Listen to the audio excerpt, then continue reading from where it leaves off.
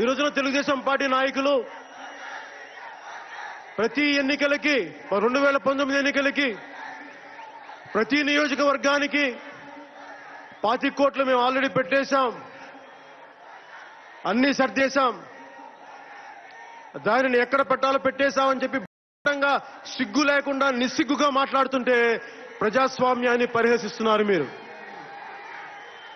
టంగుటూరి ప్రకాశం పంతులు గారి ఆత్మ ఘోషిస్తూ మీరు చేసే పనులు చూస్తుంటే,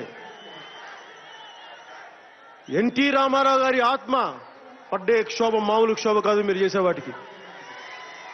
నేను అవన్నీ మరిచిపోయి ఎంతో కొంత మేలు చేస్తారంటే ఈ రోజున స్వయంగా మీ అబ్బాయి చేస్తున్న కరప్షన్ మీకు తెలుసా లేదా? ఒకవేళ మీరు తెలిసే చేయిస్తున్నారా? అది మీ విఘ్నతగా వదిలేస్తున్నాను.